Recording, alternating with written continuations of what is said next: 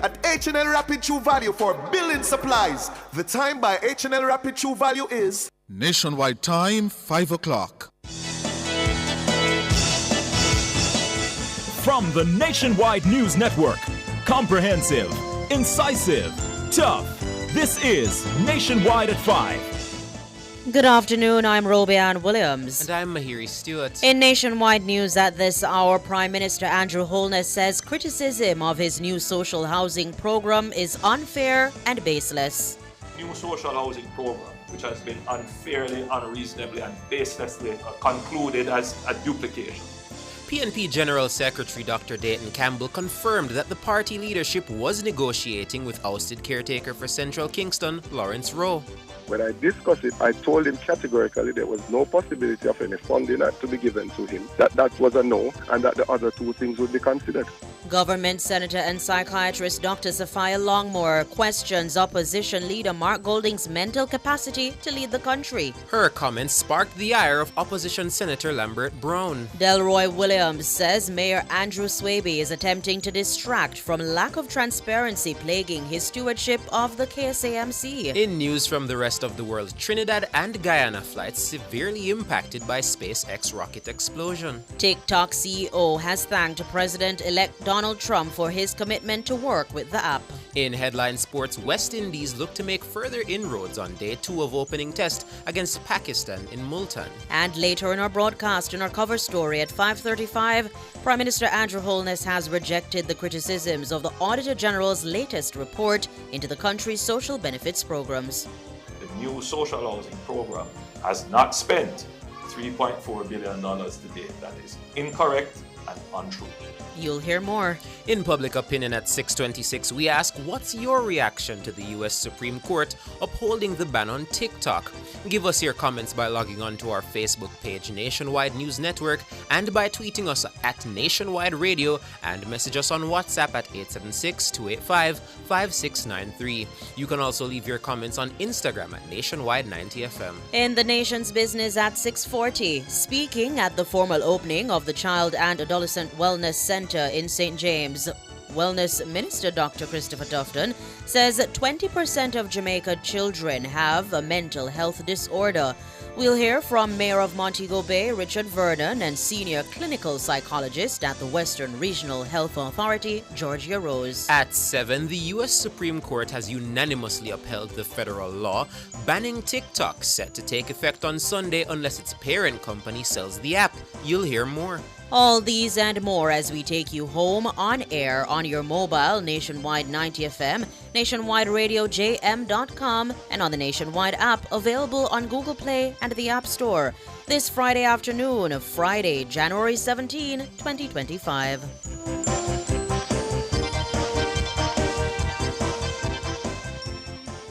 News at 5 is brought to you by Fostrich Company Limited, fostering rich customer service. If it's news, it's got to be Nationwide 90 FM. Now to the details. Prime Minister Andrew Holness is dismissing as baseless criticism of his new social housing program, NSHP, as a duplication of already existing government facilities. He is responding to a report tabled by Auditor General Pamela Monroe Ellis, which called into question several of the country's social benefit schemes. But Mr. Holness says each of these programs has a distinct identity. Siobhan Campbell tells us more. unfair and baseless. That's how Prime Minister Holness has categorized the Auditor General's criticism of the new social housing program. Speaking directly for the new social housing program, which has been unfairly, unreasonably, and baselessly concluded as a duplication, which is, I will reserve my comment, that there is a committee comprised not only of members from the Ministry of Economic Growth and Job Creation, but there are persons from HEART, persons from other entities who all come together to look at the case. And in that expanded overview committee, they are able to not just say what other benefits persons should get, but if this person has already benefited or should they benefit. So that's one, the very robust system of checking beneficiaries. As part of her performance audit, Mrs. Monroe Ellis found that the various social programs had similar objectives and overlapping functions with little or no coordination. By way of example, the Auditor General noted that the Poor Relief Program, the Social Housing Program, the New Social Housing Program, and the Constituency Development Fund all provided to some extent similar benefits. However, Mr. Holness is calling into question her conclusion. So from the point of view of the beneficiary being able to access multiple windows, yes, there could be persons accessing multiple windows, but is that a duplication? Not necessarily so. Then there is the issue of doing double work. Is the work of the new social housing program the same as the CDF, and is it the same as what the Ministry of Local Government? And the answer is no. The new social housing program has a different mandate from that of the CDF, from that of the Ministry of Local Government. The new social housing program is carefully designed. But Prime Minister Holness acknowledged the need for better management systems and governance to ensure proper distribution of resources. He says the government took this into consideration when developing the National Identification System. But the government has also invested heavily in establishing what is called the National Identification System, the NIDS. And with the NIDS, once you are registered, we will be able to determine whether or not you are a multiple beneficiary. And that is why we are investing in these programs, so that we can improve accountability. Siobhan Campbell for Nationwide News. PNP General Secretary Dr. Dayton Campbell has confirmed that the party leadership had entered negotiations with ousted caretaker for Central Kingston, Lawrence Rowe, in exchange for removing him from the seat. He was speaking on RJR's program Hotline with Emily Shields on Friday. Rowe was ousted as caretaker on Sunday. He was replaced on Wednesday by former Senior Superintendent of Police Steve McGregor. Rowe says in exchange of him accepting the decision without fuss, party leader Mark Golding made several promises to him. Dr. Campbell confirmed that Rowe was told that 2 of those promises would be considered. Mr. Rowe said he was told that he doesn't have to be in the 63, but he can be in the 30, which I think is speaking to the number of Senate seats that are available if you're in government. I said I'm going to discuss these matters and get back to you. Again, the leader of the party is the person who decides on who the senators are. There are 3 issues that were brought up. Issue of compensation for funds that were expended before, issue of possibility of a board appointment, and the issue of possibility of being in the 13 as he had placed it. When I discussed it, I told him categorically there was no possibility of any funding to be given to him, that was a no, and that the other 2 things would be considered. Rowe says he has both written and audio evidence to prove his allegations. But Dr. Campbell denied offering Rowe $15 million in resources. He says Rowe instead explained that the money was spent in the constituency and that he wished to be reimbursed. He made mention of the fact that he had expended a lot of resources. I asked him how much, and I think eventually he said $15 million. So a candidate that is in a constituency would have expended resources, as one can assume. He said he spent $15 million and he would want to be reimbursed some of that money. I asked him how much he would want to be reimbursed, and he settled on, I think the final figure he said was $7 million. I told him that I would have the discussions and get back to him. I had the discussions and it was agreed on that we have never reimbursed a candidate, as much as it would be considerate and a compassionate act to do so, but we've never done so, and that we will not be doing so. Dr. Dayton Campbell, PNP General Secretary. Meanwhile, Dr. Campbell says he met with Mr. Rowe 4 days after he was notified of the decision to remove him as PNP caretaker for Central Kingston. Did you also meet with Mr. Rowe, you alone, on the 30th of December 2024? Yes, I did. After the decision was taken, Mr. Rowe messaged me. He said, wow, and he said that he's in a dark place. I asked him whether or not any options were discussed, and he said none. So when I met with him, I said to him that the decision is already taken and it is final. There are 2 options that are available. You can go scorched earth, or you can go the other way and play a role. And I expressed to him that if he went scorched earth, he would make every single detractor say, see, we were right. I was trying to impress upon him to say, yes, this is a difficult decision, but it is not the end of the road for you. According to Dr. Campbell, the party seriously considered Steve McGregor as the constituency's caretaker after removing Rowe. When did the That you're PNP asking. begin to consider Steve McGregor as a candidate for Central Kingston? Well, his name came up about 2 years ago. In this recent reiteration of everything, when did the PNP seriously consider Steve McGregor for Central After Kingston? the removal. Which is on the 27th of December or on the 10th of January 2025? No. So after he was told that he was removed in December. Dr. Dayton Campbell, PNP General Secretary, he was speaking on RJR's program Hotline with Emily Shields on Friday. Government senator and psychiatrist Dr. Sophia Longmore is questioning opposition leader Mark Golding's mental capacity to lead the country. Dr. Longmore raised her concerns during her State of the Nation presentation in the Upper House on Friday. Mahiri Stewart tells us more. Dr. Longmore brought to Parliament the now infamous image of opposition leader Mark Golding holding the chains of a black man in bondage during a skit at a party rally last year. The scene at the time brought widespread condemnation from the general public and the governing Jamaica Labour Party. Dr. Longmore made it clear she was not attempting to make a critique based on race. Now, Mr. President, I am not here to critique, to talk about the mockery that was made. I'm not here to say that, look at the fact, this is not a skin color thing, no.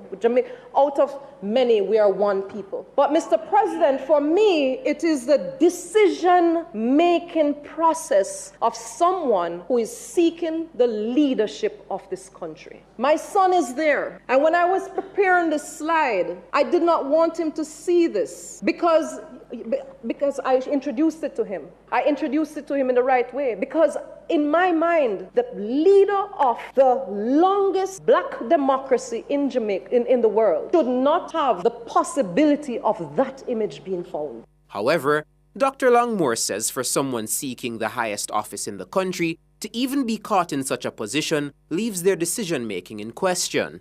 Whatever made him make that decision to do that, it causes me to question his capacity to make decisions as a leader. I am not talking about skin color. I'm not talking about the fact that he was playing a skit to remove the shackles of the God. No, this is the image that is embedded, that is there now for the world, for every generation. Can you imagine this now? We are going fully into being a republic. And this or the possibility thereof. And this would be the image that we would have of our Prime Minister. Dr. Longmore went further, noting that the skit was put on by the very same opposition leader who at the time was a British citizen. Those comments incensed opposition Senator Lambert Brown, who rose to his feet and sotto voce decried her as racist, while loudly shouting that he was proud of his leader. My argument is the decision-making capacity of someone who already is established to have possible dual allegiance. And so, Mr. President, I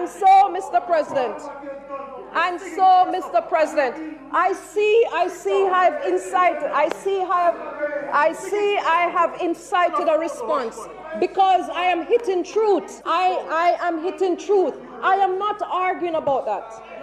Mahiri Stewart for Nationwide News. A weak attempt to distract from a lack of transparency and bad governance practices that have plagued the Kingston and St. Andrew Municipal Corporation, KSAMC, since the PNP reassumed control of the corporation. That's the reaction of Deputy Mayor of Kingston, Delroy Williams, to recent statements by current KSAMC Chairman Andrew Swaby. While addressing the first monthly meeting of the KSAMC on Tuesday, Mayor Swaby laid blame for a breach of the building code at two controversial developments at the feet of his predecessor. These are the two Waycliffe Close in Beverly Hills development and another at 18.5 Lyndhurst Road. According to Mr. Williams, Mayor Swaby is trying to conflate the two matters.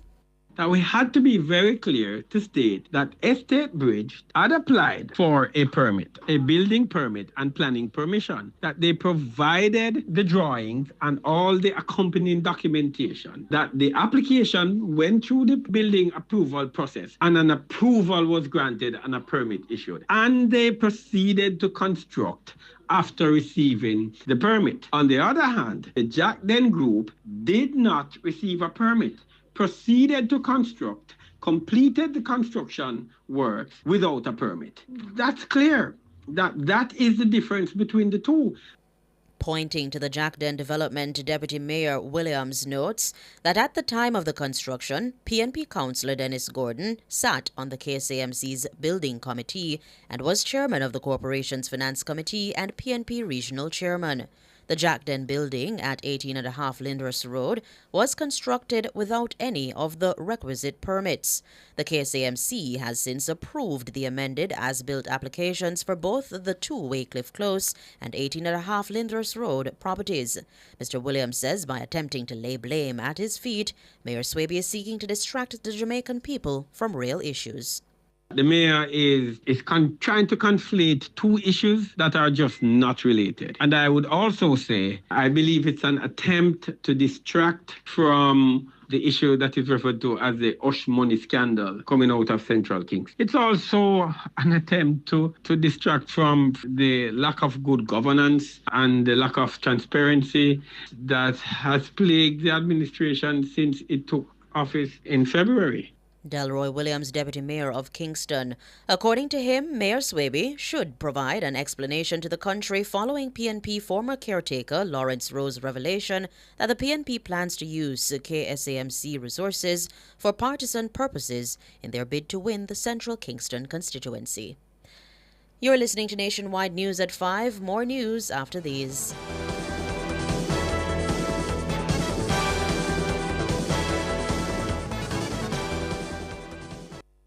Value Drug Pharmacy offers curbside pickup and delivery of your branded and generic drugs. WhatsApp your prescription to 876-881-6695. The time by Value Drug Pharmacy is 16 minutes after 5. Rentokil Initial offers air purification solutions with triple filtration and unique auto-sensing capabilities that neutralizes malodor and replaces it with clean air. Call Rentokil Initial at 926-4236 for more details. The temperature by Rentokil is... It's 29 degrees Celsius in Kingston, 27 in Montego Bay. The Ministry of Health and Wellness, in collaboration with the Ministry of Education, Skills, Youth and Information, will host the Health and Wellness Career Expo and Employment Fair, January 22 and 23 at 9 a.m. to 8 p.m. Attendees from all schools are asked to confirm participation via email to rsvpcareerexpo@moh.gov.jm. Expect interactive booth displays, entertainment, free health screenings, and more. See you at the 2025 Health and Wellness Career Expo and Employment Fair. A career in health, the roadmap to success.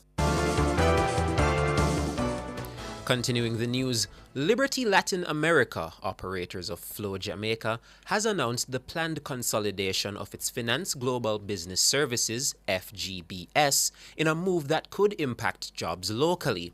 The announcement was made by Liberty's Senior Chief Financial Officer and Senior Vice President Chris Noyes in a statement on Friday. He says the new FGBS office will be established in Bogota, Colombia. Following this transition, the company will no longer have FGBS operations in Jamaica. However, he says this decision will not affect the local Jamaica finance team reporting to Yanis Gentles. He says due to the business operating in 2 main languages, English and Spanish, they've realized that the team must be at least bilingual to provide the best service. He also said the location must be easily reachable by their stakeholders, and Colombia has many benefits, including being a central travel location with direct flights to and from many of their operations. Meanwhile, after a query from Nationwide News, Senior Manager for Communications at Flow Jamaica, Daniel Savory, says the move potentially impacts 3% of the Jamaican team assigned to the shared unit. She says they've also engaged union partners for formal consultations, given the potential impact. Jamaican content creators who use and monetize the video sharing social media platform TikTok are bracing for significant financial fallout.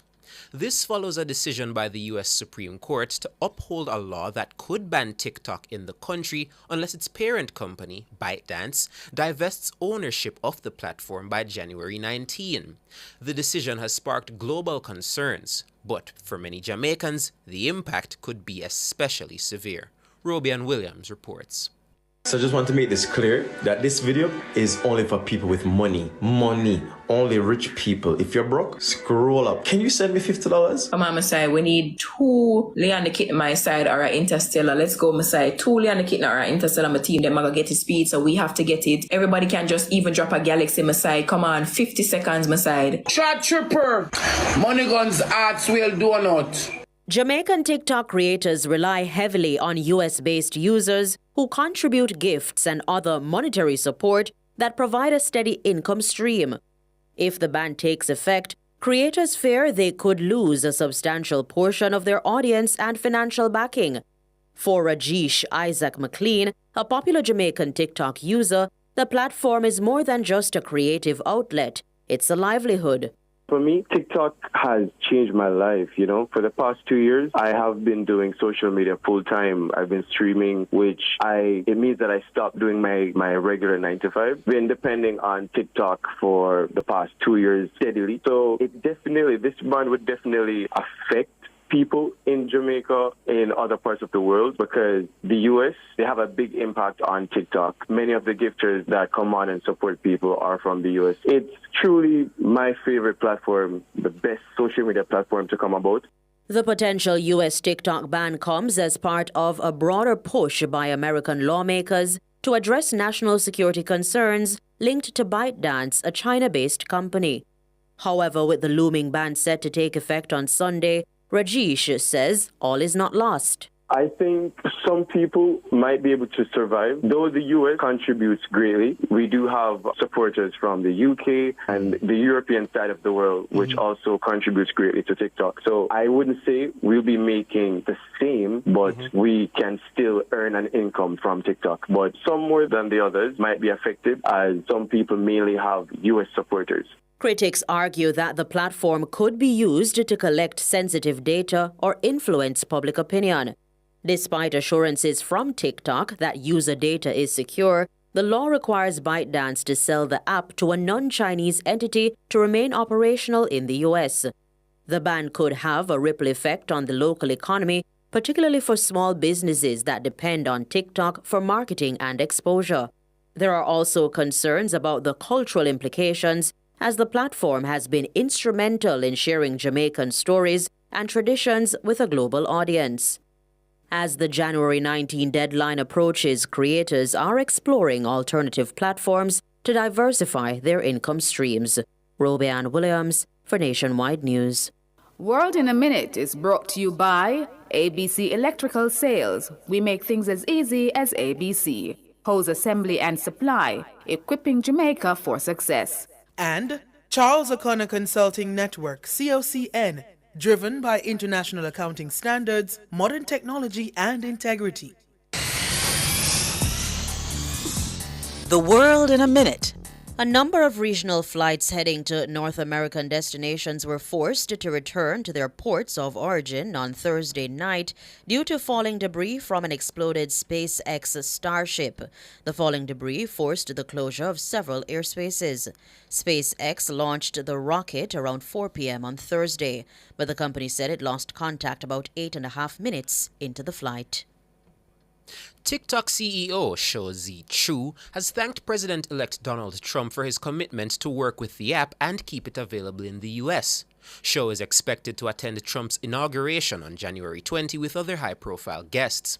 TikTok had challenged the law, arguing it would violate free speech protections for the more than 170 million users it says it has in the United States. World in a Minute was brought to you by ABC Electrical Sales. We make things as easy as ABC. Hose Assembly and Supply, equipping Jamaica for success. And Charles O'Connor Consulting Network, COCN, driven by international accounting standards, modern technology, and integrity. Recapping the top stories making nationwide news at this hour, Prime Minister Andrew Holness says criticism of his new social housing program is unfair and baseless. New social housing program, which has been unfairly, unreasonably, and baselessly concluded as a duplication. PNP General Secretary Dr. Dayton Campbell confirmed that the party leadership was negotiating with ousted caretaker for Central Kingston, Lawrence Rowe. Government Senator and psychiatrist Dr. Sophia Longmore questions opposition leader Mark Golding's mental capacity to lead the country. Delroy Williams says Mayor Andrew Swaby is attempting to distract from the lack of transparency plaguing his stewardship of the KSAMC. I'm Robianne Williams. And I'm Mahiri Stewart. You can find the news on our website at nationwideradiojm.com and on the Nationwide app, available on Google Play and the App Store. News next, the headlines at 6.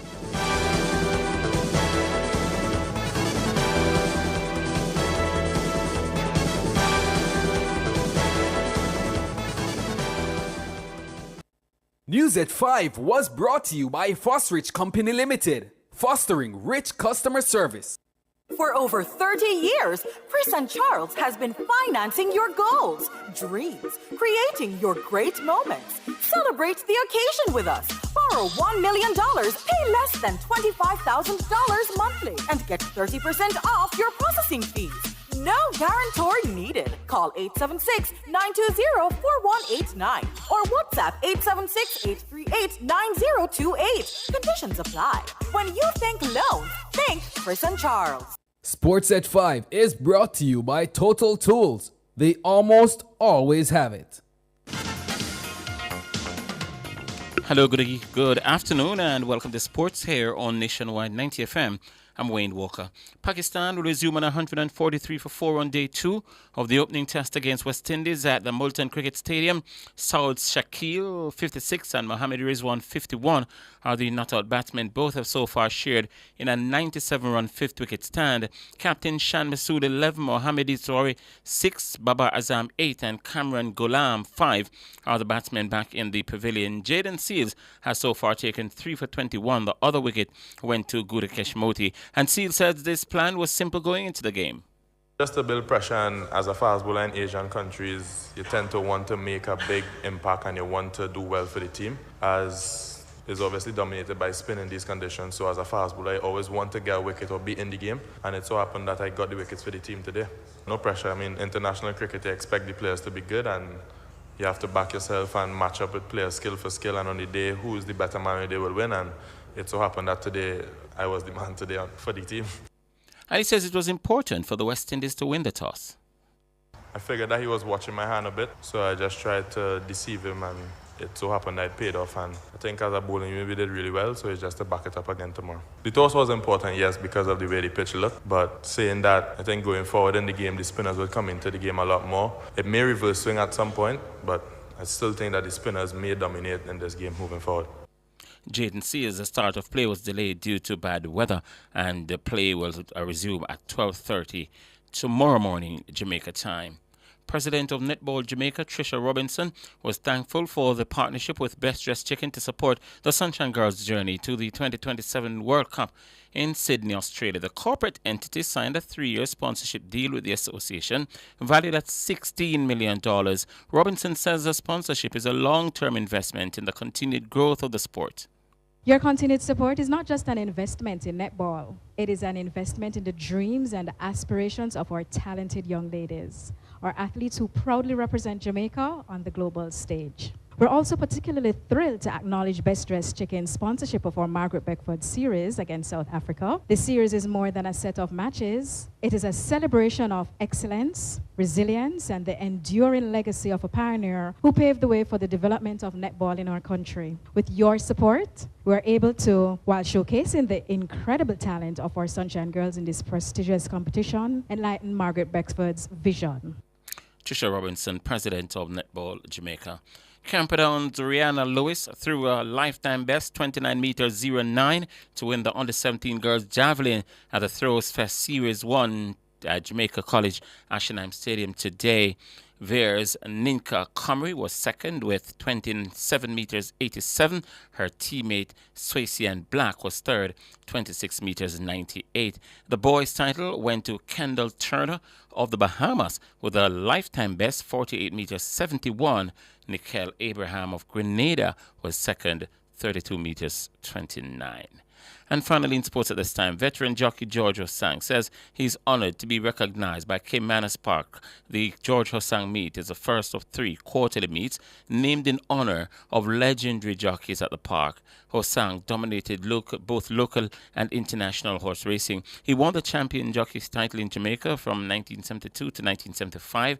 Hosang also secured the jockey's title in Canada from 1979 to 1981. He was also inducted into the Jamaica Thoroughbred Racing Hall of Fame. The featured race on tomorrow's 9-race card at Caymanas Park is named in his honor. I've never been recognized with this such high honor. Plus, I've never heard of a jockey being named for a race meeting. That is unprecedented, and I had a sleepless night when I heard of this. I know this is just a big deal, and to be honored by the place of my birth and where I started riding is such overwhelming to me. Yeah, that's a legendary George Hosang. You're going to hear more from him, much more, in our major sports cast coming up later on at 6:05.